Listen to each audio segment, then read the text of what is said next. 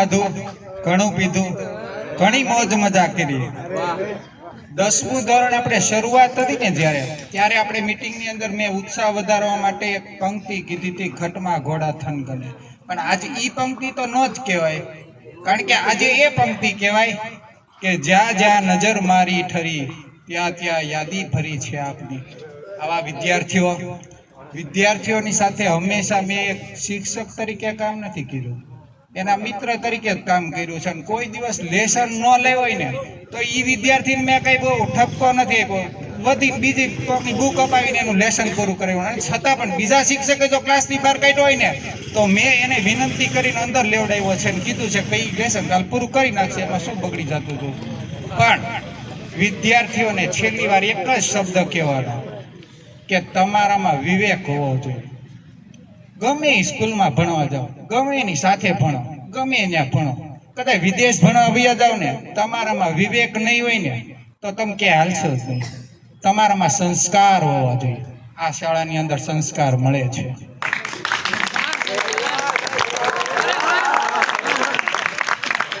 ત્યાર પછી કહેવાનું તો ઘણું બધું હોય, પણ વિદ્યાર્થીઓની સાથે જે મજા આવતી હોય એવી મજા અહીંયા વાલીઓની સામે તો આપણે ન જ કરી શકીએ। પણ એવા બધા વિદ્યાર્થીઓ શાળાનું શિક્ષણ પૂરું કરીને જવા જ ન જોઈએ।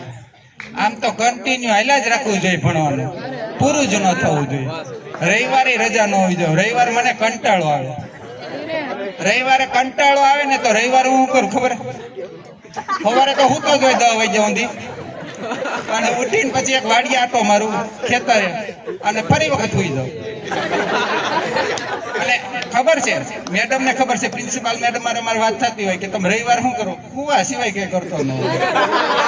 પણ જ્યારે હું નિશાળે આવું ને તો સવારે લગભગ હું બધા પેલા આવી ગયો હોય, સાહેબ આવી ગયા હોય, વિજય સાહેબ પછી મારે જ આવવાનું હોય, મારી સાથે એક વિદ્યાર્થી પણ આવે છે। હું અહીં આવીને પછી મારે હા નોંધી હોય અહીં રહેવાનું, 5 ને 15 20 મિનિટ થાય પછી મારે ઘર જવાનું હોય। પણ એમાં ઘણા બધા વિદ્યાર્થીઓને મેં ક્યારેક ઠપકો આપ્યો હોય, ક્યારેક કોકને, પણ એક હેતુ આપણો એવો જ છે કે વિદ્યાર્થીમાં સંસ્કાર અને વિવેક હોવો જોઈએ।